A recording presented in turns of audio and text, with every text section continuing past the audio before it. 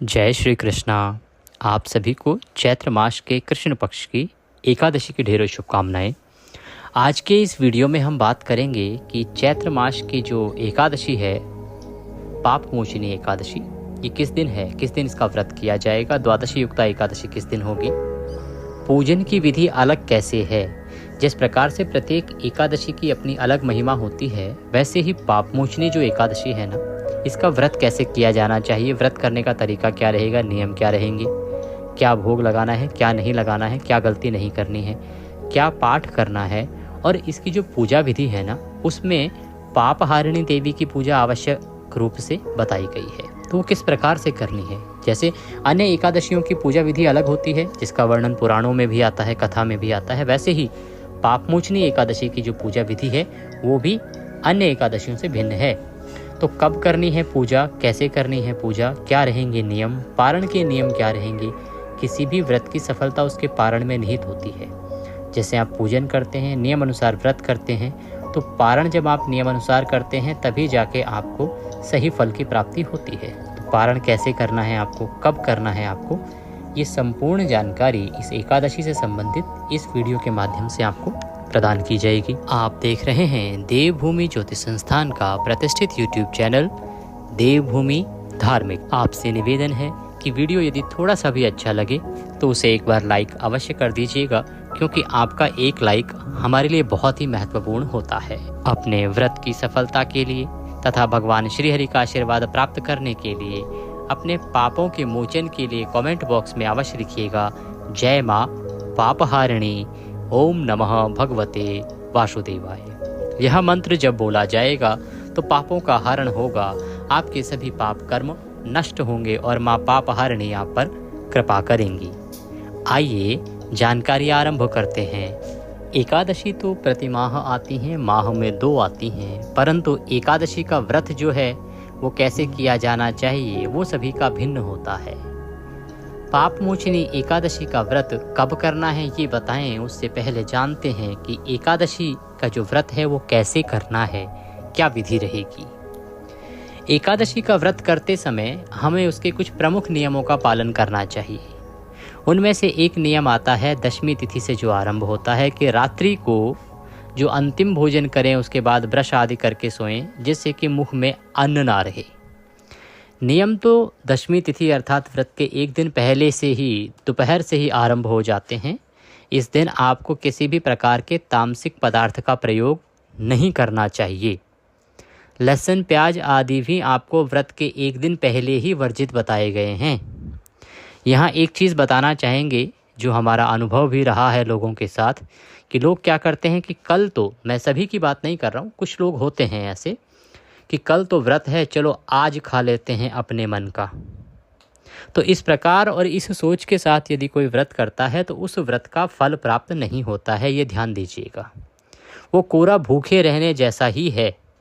अगर कोई इस भावना से व्रत करता है कि आज खा लेते हैं अपने मन का, कल तो व्रत करना ही है, और आप जो मर्जी खा लेते हैं, लहसुन प्याज से बनी हुई, लोग तो मांस मदिरा तक का सेवन कर लेते हैं और अगले दिन एकादशी का व्रत करते हैं। ये सर्वार्थ अनुचित है, सर्वार्थ अनुचित है।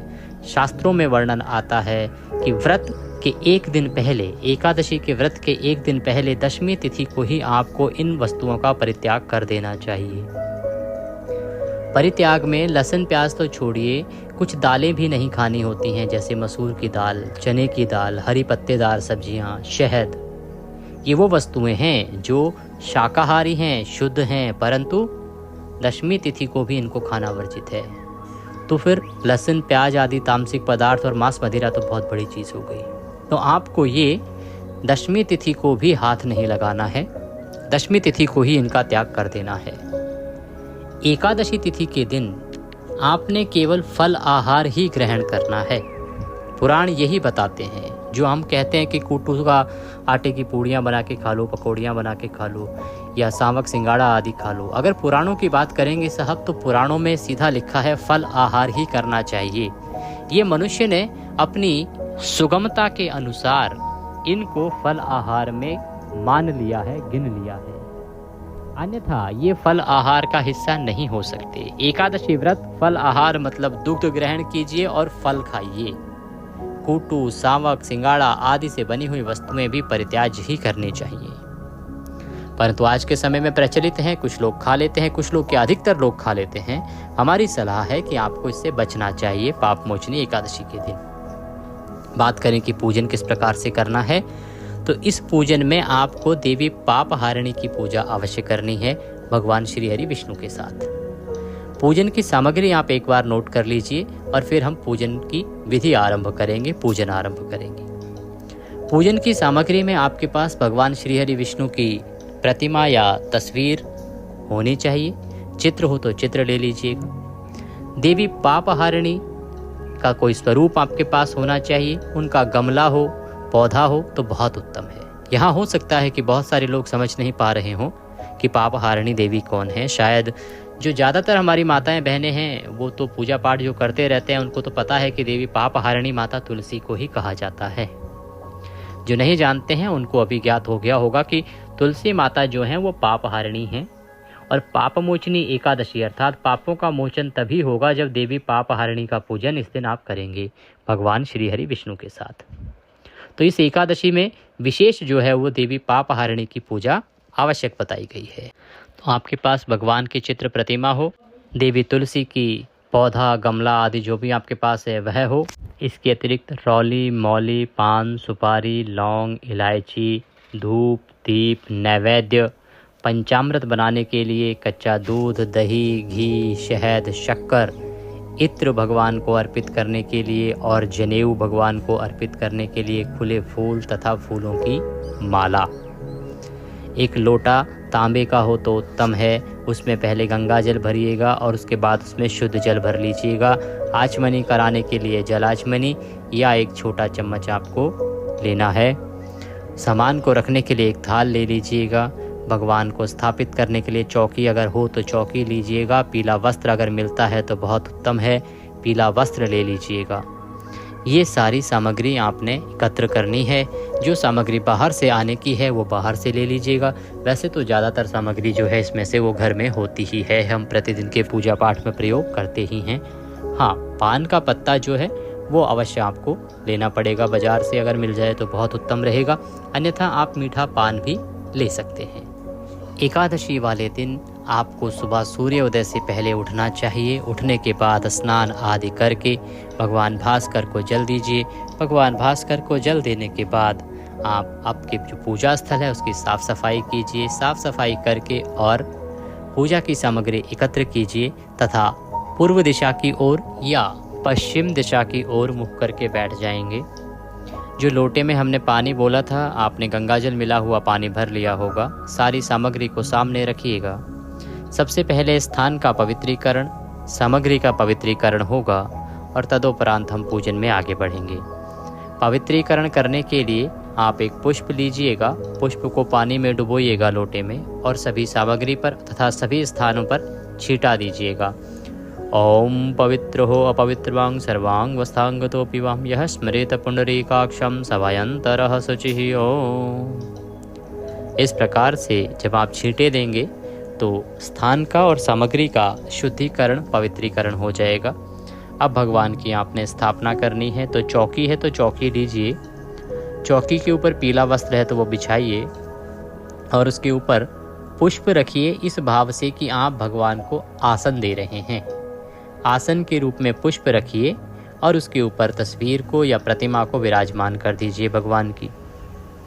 इसी प्रकार से यदि आपके पास माता तुलसी का गमला है, पौधा है, तो उनको भी स्थापना करनी है। स्थापना करने के लिए उनके नीचे भी पुष्प रखिएगा इस भाव से कि हे माँ पापहारिणी, हम आपको स्थान दे रहे हैं, आसन दे रहे हैं, आप इस पर विराजमान हों। उनको विराजमान करने के बाद दीपक लगाइएगा। घी का दिया भगवान के सीधे हाथ की ओर रखेंगे। दिए के नीचे पुष्प रखिएगा इस भाव से कि आप अग्निदेव को आसन दे रहे हैं बैठने के लिए। और लेफ्ट हैंड साइड में भगवान के उल्टे हाथ की तरफ आपको धूप रखनी है। इस प्रकार से सभी स्थापना कर लेनी है और पूजन में आगे बढ़ेंगे। सबसे पहले आपको पद्य, अर्घ, आचमनी करना होता है। इसको कहते हैं कि अपना शुद्धिकरण और अपने आप को पूजा के योग्य बनाना, जिससे कि आप भगवान की आराधना कर सकें। पूजा से पहले हमें पूजा के योग्य होना होता है, भगवान के योग्य होना होता है। तो एक चम्मच लीजिएगा, छोटा चम्मच या जल आचमनी लीजिएगा, उसको लोटे में डालिएगा और अपने सीधे हाथ पे जल लीजिएगा। हस्तो प्रक्षालनम, हाथ धो लीजिएगा। अब आप एक एक मंत्र पर एक एक चम्मच जल का सेवन करेंगे। ओम माधवाय नमः, जल लीजिए, पी जाइए। ओम केशवाय नमः, जल लीजिए, पी जाइए। ओम नारायणाय नमः, जल लीजिए, पी जाइए। ओम ऋषिकेशाय नमो नमः। हस्तो प्रक्षालनम, हाथ धो लीजिए। अपने आप को तिलक कीजिए, मौली बांधिए। यदि पारिवारिक जन भी बैठकर आपके साथ पूजन कर रहे हैं ना, तो उन्हें भी तिलक कीजिए, मौली बांधिए। इसके बाद आपको संकल्प करना है। संकल्प किसी भी व्रत में अवश्य रूप से किया जाना चाहिए। बिना संकल्प के कोई भी पूजन पूर्ण नहीं होता है और ना ही उसका पुण्य फल आपको प्राप्त होता है। इसीलिए संकल्प एक आवश्यक प्रक्रिया शास्त्र में बताई गई है, एक विधान है। इसके साथ ही आपको पूजन करना चाहिए। तो संकल्प करने के लिए अपने सीधे हाथ में जल लीजिए। 1 रुपये का सिक्का दक्षिणा के रूप में कम से कम रखिए। 3 बार बोलिए ओम श्री विष्णु, ओम श्री विष्णु, ओम श्री विष्णु। अपना नाम, अपना गोत्र, जिस स्थान पर बैठकर संकल्प कर रहे हैं ना, वहाँ का मकान नंबर, क्षेत्र का नाम, शहर का नाम, चैत्र मासे, कृष्ण पक्षे, पापमोचनी एकादश्यायाम पुण्यतिथियो, एकादशी मध्ये आयु आरोग्यता प्राप्त्यार्थाय, पाप विनाशार्थाय, एकादशी व्रत पूजन, पापहारिणी देवी पूजन संकल्पम संकरिष्ये। बोले सौ श्री विष्णु शरणौ शरणम प्रपद्ये। और यह संकल्प भगवान के चरणों में अर्पित कर दीजिए। संकल्प में ये चीज़ बोली जाती है कि आप किस उद्देश्य की पूर्ति के लिए क्या करने का संकल्प कर रहे हैं, तो उससे जो आपका पुण्य प्राप्त होता है वह उस उद्देश्य की प्राप्ति के लिए कारगर माना जाता है और उसी उद्देश्य की प्राप्ति के लिए प्रयोग होता है। संकल्प करने के बाद सबसे पहले आपको भगवान श्री हरि का पूजन करना है। तदोपरांत हम आपको देवी पापहारिणी का पूजन बताएंगे कि किस प्रकार से उनका पूजन करेंगे। भगवान का पूजन करने के लिए यदि प्रतिमा है तो प्रतिमा पर, अन्यथा तस्वीर है तो उसके आगे एक पात्र रख दीजिए, एक कटोरी रख दीजिए, जिसमें कि आप पूजा की सामग्री अर्पित करेंगे। ओम पद्यम समर्पयामि, 1 चम्मच जल लीजिए, पद्य के रूप में अर्पित कीजिए। ओम अर्घ्यम समर्पयामि, 1 चम्मच जल लीजिए, अर्घ्य के रूप में अर्पित कीजिए। ओम आचमनीम समर्पयामि, 1 चम्मच जल लीजिए और आचमनी के रूप में भगवान को अर्पित कीजिए। अब तस्वीर पर पूजन कर रहे हैं तो ये जल आप तस्वीर के सामने किसी कटोरी में रख दीजिएगा, डाल दीजिएगा। और यदि प्रतिमा पर पूजन कर रहे हैं तो प्रतिमा को अर्पित कीजिएगा। प्रतिमा को किसी पात्र में रख लीजिएगा जिससे कि जल यहाँ वहाँ ना फैले। आगे अभिषेक भी करवाना है। अभी भगवान को प्रेम से स्नान कराएंगे। स्नान के लिए 1 चम्मच जल लीजिए, तस्वीर के सामने रखे पात्र में अर्पित कर दीजिए। यदि आप प्रतिमा पर पूजन कर रहे हैं तो प्रतिमा को स्नान कराइए, प्रेम से स्नान कराइए प्रतिमा को। ओम स्नानम जलम समर्पयामि, त्रिवेणी का जल लाए हैं तो उससे स्नान कराइए। पंचामृत स्नानम, पंचामृत से स्नान कराएंगे अब भगवान को। पंचामृत किस प्रकार से? कच्चा दूध, दही, घी, शहद के स्थान पर गंगाजल मिला लीजिएगा और शक्कर, इन 5 चीज़ों को मिलाइएगा और पंचामृत बनाइएगा। पंचामृत से तस्वीर अगर है तो एक पुष्प पर पंचामृत लीजिए और वह भगवान को अर्पित कीजिए। पंचामृत समर्पयामि। और यदि तस्वीर नहीं है, प्रतिमा है, तो प्रतिमा को पंचामृत अर्पित कीजिए, अच्छे से नहलाइए पंचामृत से। ओम पंचामृत समर्पयामि, पंचामृत स्नानम कुरुः। पंचामृत से स्नान करने के बाद शुद्ध्योदक स्नानम, शुद्ध जल से स्नान कराएंगे। शुद्ध जल के लिए यदि तस्वीर पर पूजन कर रहे हैं तो 1 चम्मच जल लीजिए, प्रेम से तस्वीर के सामने रखे पात्र में अर्पित कीजिए। शुद्ध्योदक स्नानम जलम समर्पयामि। जो लोग प्रतिमा का पूजन कर रहे हैं वो प्रतिमा का अभिषेक कराइए, प्रतिमा को नहलाइए, स्नान कराइए। शुद्ध्योदक स्नानम जलम समर्पयामि। भगवान को वस्त्र अर्पित करेंगे। वस्त्र के रूप में मौली का टुकड़ा तोड़िए और वह मौली भगवान को वस्त्र के रूप में अर्पित कीजिए। ओम वस्त्रम समर्पयामि, वस्त्रम वस्त्रांते वस्त्रम उपवस्त्रम यज्ञोपवीतम समर्पयामि। यज्ञोपवीत अर्पित करेंगे। यज्ञोपवीत क्या होता है? जनेऊ। जनेऊ लीजिएगा। जनेऊ को पहले तिलक कर लीजिएगा रौली से और उसके बाद जनेऊ भगवान को अर्पित कीजिएगा। यज्ञोपवीतम समर्पयामि। चंदनम महत्पुण्यम पवित्रम पापनाशनम। भगवान को प्रेम से चंदन लगाइए, चंदन लगाइए। चंदन लगा के पुष्पम समर्पयामि, माल्यार्पणम कुरुः। पुष्प अर्पित कीजिए, और अगर माला है फूलों की तो भगवान को प्रेम से माला पहनाइए। पुष्पम समर्पयामि, धूपम दर्शयामि, दीपम दर्शयामि। धूप दिखाइए भगवान को और दीप दिखाइए भगवान को, प्रेम से धूप दिखाइए, दीप दिखाइए। नैवेद्यम समर्पयामि, नैवेद्य भगवान को अर्पित कीजिए। अभी आप कहेंगे धूप दीप दिखाइए, तो धूप दीप प्रज्वलित कब करना है? ये प्रज्वलित करना है जब आप संकल्प करना आरंभ करेंगे ना। हमने आपका हस्तो प्रक्षालन कराया, हाथ जब धुलवाए और आपने अपने आप को तिलक कर लिया, मौली बांध ली। अब आप पहले दीपक को प्रज्वलित कीजिएगा, धूप जलाइएगा, फिर संकल्प कीजिएगा और आगे पूजन को आगे बढ़ाइएगा। तो धूप दिखाइए, दीप दिखाइए, नैवेद्य अर्पित कीजिए। नैवेद्य कैसे? नैवेद्य में आपके पास कोई मिठाई है तो वह अर्पित कीजिए, फल है तो फल चढ़ा दीजिए, अगर वो भी नहीं है तो मिश्री चढ़ा दीजिएगा, पर आपको नैवेद्य अवश्य अर्पित करना चाहिए। नैवेद्यम समर्पयामि, जल आचमनिम कुरु, जल आचमनी कराइएगा। जल आचमनी के रूप में 1 चम्मच जल लीजिएगा और भगवान को अर्पित कर दीजिएगा। जल आचमनिम समर्पयामि, ताम्बूलम पूंगी फलम शुभ दक्षिणायाम शुभदो वरदो भवः। तांबूल अर्पित करेंगे भगवान को। तांबूल क्या? पान का एक बीड़ा बनाइएगा, अगर मीठा पान है तो वो चढ़ा सकते हैं, अन्यथा पान का पत्ता लीजिएगा, उसकी डंडी तोड़ दीजिएगा, उसमें 2 लौंग, 2 इलायची, 1 सुपारी रखिएगा, बीड़ा बनाइएगा और भगवान को अर्पित कीजिएगा। तांबूलम समर्पयामि, शुभ दक्षिणायाम शुभदो वरदो भवः। दक्षिणा अर्पित कीजिए, जो भी आपकी श्रद्धा है उसके अनुसार दक्षिणा अर्पित कीजिएगा। शुभ और भगवान को हाथ जोड़ के नमस्कार कीजिएगा, भगवान से प्रार्थना कीजिएगा कि हे प्रभु हमारी इस पूजा को स्वीकार करें और हमारे पापों का नाश करते हुए हमारा उद्धार करें। भगवान को प्रणाम करके अब आपको देवी पापहारिणी की पूजा करनी है, माता तुलसी की पूजा करनी है। माता तुलसी की पूजा करने के लिए विधि हमने विस्तृत वीडियो में भी बताई है, उसमें हमने मंत्र भी बताए हैं कि कौन कौन से मंत्र के साथ आपको जल चढ़ाना है, कौन से मंत्र से आपको किस प्रकार से पूजा करनी है देवी पापहारिणी की। तो तुलसी माता का पूजन करने के लिए चम्मच से पद्य अर्घ आचमनी अर्पित करेंगे और वो अर्पित करेंगे माता की जड़ में, जहाँ माता की जड़ है वहाँ पे अर्पित करेंगे। ओम पद्यम समर्पयामि, 1 चम्मच जल लीजिए, माता को अर्पित कीजिए। ओम अर्घ्यम समर्पयामि, 1 चम्मच जल लीजिए, माता को अर्पित कीजिए। ओम आचमनिम समर्पयामि, आचमनी अर्पित कीजिए, 1 चम्मच जल लीजिए और माता को आचमनी कराइए। स्नानम, स्नान के लिए जल अर्पित करेंगे। अब स्नान के लिए जल, अगर आपके पास त्रिवेणी का जल है तो त्रिवेणी का जल लाइए और त्रिवेणी का जल माता को चढ़ाइए। आप त्रिवेणी के जल से सींचिए माता को। त्रिवेणी जल स्नानम समर्पयामि। अन्यथा आप जो साधारण जल है आपके पास, गंगा जल मिला हुआ जो जल है, दिव्य जल, उससे आप माता को सींचिए, जल स्नान कराएंगे। जल स्नान कराने के बाद माता को वस्त्र अर्पित करेंगे। वस्त्रम उपवस्त्रम, वस्त्र के रूप में मौली का टुकड़ा तोड़िए, वह अर्पित कर दीजिए। और अगर आपके पास कोई चुनरी है तो आप चुनरी भी माता को चढ़ा सकते हैं। वस्त्रम उपवस्त्रम, वस्त्रम वस्त्रांते, वस्त्रम समर्पयामि। वस्त्र अर्पित करने के बाद तिलक लगाइए माता को, चंदन का तिलक लगाइए। चंदन का तिलक इसलिए क्योंकि ये खर मास चल रहा है। हमने पूजा विधि में बताया था, खर मास में जो पूजा विधि बदल जाती है ना, उसमें तुलसी माता की पूजा विशेष रूप से बदल जाती है। खर मास में माता तुलसी को श्रृंगार की वस्तुएं अर्पित नहीं की जाती हैं।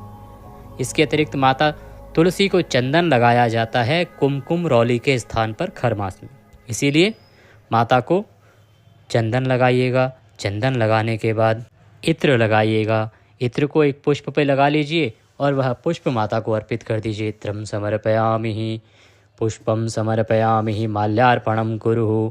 पुष्प अर्पित कीजिए माता को, फूल अर्पित कीजिए, माला है तो माता को माला पहनाइए।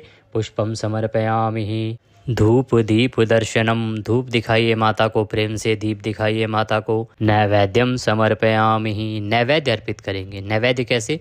नैवेद्य के रूप में कोई मिठाई है तो वह लीजिए, माता को चढ़ा दीजिए, फल चढ़ा सकते हैं, अन्यथा मिश्री लीजिएगा और मिश्री नैवेद्य के रूप में माता को अर्पित कर दीजिएगा। नैवेद्यम समर्पयामि, नैवेद्य अर्पित करेंगे माता को। नैवेद्य अर्पित करने के बाद जल आचमनिम कुरु, जल आचमनी कराइएगा प्रेम से। 1 चम्मच जल लीजिएगा, अर्पित कर दीजिएगा। ताम्बूलम पूंगी फलम शुभ दक्षिणायाम शुभदो वरदो भवः। ताम्बूल अर्पित कीजिएगा। एक पान का बीड़ा चढ़ाएंगे तो पान का पत्ता लीजिए, उसकी डंडी तोड़ दीजिए, उसमें 2 लौंग, 2 इलायची, 1 सुपारी रखिए और वह माता को अर्पित कर दीजिए। ताम्बूल अर्पित करेंगे। दक्षिणा के रूप में जो भी आप चढ़ाना चाहते हैं माता को, वो दक्षिणा अर्पित कीजिएगा। ताम्बूलम पूंगी फलम शुभ दक्षिणायाम शुभदो वरदो भवः। अब माता से हाथ जोड़ के प्रार्थना कीजिए, निवेदन कीजिए, हे मातेश्वरी हमने ये जो आपका पूजन किया है इसको आप स्वीकार करें और हमारा उद्धार करें। जो आपकी मनोकामना है वह मनोकामना माता के सामने बोलिएगा। इसके बाद अब आपको कथा सुननी है, एकादशी की व्रत कथा सुननी है। 11 महात्म्य में कथा आपके इसी चैनल पर सुनाई जाती है। कथा सुनते समय एक चीज़ का ध्यान रखें कि सही कथा का ही श्रवण करें। यूट्यूब पर बहुत से चैनल किसी भी कथा को एकादशी के नाम पर चला देते हैं, तो उससे आप बचिएगा। अगर आपने हमारा चैनल सब्सक्राइब नहीं किया है तो उसे सब्सक्राइब कर लीजिएगा, और जो सब्सक्राइब के बाद बेल आइकन का निशान बना आता है ना, एक चिन्ह आता है बेल के जैसा बना हुआ, उसको अवश्य दबा दीजिएगा। तभी आपको हमारे सारे वीडियोस मिल पाएंगे, अन्यथा वीडियो मिल नहीं पाते हैं। लाभ ये होगा कि आपका ये जो चैनल है ये ज्योतिष संस्थान का प्रतिष्ठित चैनल है। इस पर कोई भी इधर उधर की बातें नहीं की जाती हैं। कौन सा व्रत कब करना है, कैसे करना है, क्या विधि पुराणों में लिखी है, क्या सही कथा है, वही आपको बताया जाता है, और ये सदा आपके काम आने वाली चीज़ है। इसीलिए चैनल को सब्सक्राइब करें और बेल आइकन के निशान को अवश्य दबाएं, जिससे कि आपको सारे वीडियोस प्राप्त होते रहें। कथा सुनने के बाद आपको विष्णु सहस्त्र नाम का पाठ भी सुनना चाहिए। वो भी हम प्रत्येक एकादशी पर अपलोड करते हैं, पहले ही अपलोड किया जा चुका है। तो कथा सुनिएगा, विष्णु सहस्त्र नाम का पाठ सुनिएगा, और उसके बाद आप नियमों के अनुसार दिन को व्यतीत कीजिएगा। नियमों में ब्रह्मचर्य का पालन करना है, खान पान पे संयम बरतना है, नमक और मिर्च बिल्कुल नहीं लेना है, फल आहार आपको करना है, दूध के साथ फल आहार ले सकते हैं। अगर अन्य नियमों की बात करें तो ब्रह्मचर्य का पालन करना है, मन तन धन तीनों प्रकार से शुद्ध आचरण आपको करना है, किसी पर क्रोध नहीं करना है, किसी के साथ वैर भाव नहीं रखना है, घर में किसी भी प्रकार का कोलाहल नहीं होना चाहिए, अपशब्दों का प्रयोग नहीं होना चाहिए। भगवान आपके घर में विराजमान हैं, क्योंकि ये त्रिदिवसीय एक प्रकार का साधना होती है जो एकादशी की होती है। दशमी से शुरू होती है और द्वादशी को जब पारण होता है तब तक चलती है। इसीलिए आपको जब तक भगवान आपके घर में वास कर रहे हैं बहुत ही सावधानी के साथ इस माहौल को खुश में बना के रखना है और अच्छे से व्यतीत करना है। भगवान के चरणों में मन को लगाते हुए दिन को व्यतीत कीजिएगा। अपने कामों को कर सकते हैं, जो रोजगार है, ऑफिस जाते हैं, जो भी काम है आप उनको कीजिए। सायंकाल को संभव है तो कीर्तन कीजिएगा, रात्रि काल को संभव है तो जागरण कीजिएगा, और अगले दिन यदि आप सो रहे हैं तो सूर्योदय से पहले पारण के लिए उठ जाइएगा। उठने के बाद स्नान आदि करके स्वच्छ वस्त्र धारण करके भगवान श्री हरि विष्णु का पुनः आप पारण के लिए पूजन करेंगे। पूजन पंचोपचार पूजन विधि से ही किया जाएगा। भगवान को पद्य अर्घ आचमनी अर्पित करेंगे, स्नान कराएंगे, पंचामृत स्नान कराएंगे, शुद्धियोतक स्नान कराएंगे, भगवान को तिलक लगाएंगे, वस्त्र अर्पित करेंगे, फूलों की माला पहनाएंगे, धूप दिखाएंगे, दीप दिखाएंगे, नैवेद्य अर्पित करेंगे, और नैवेद्य अर्पित करने के बाद जलाचमनी कराएंगे, दक्षिणा अर्पित करेंगे।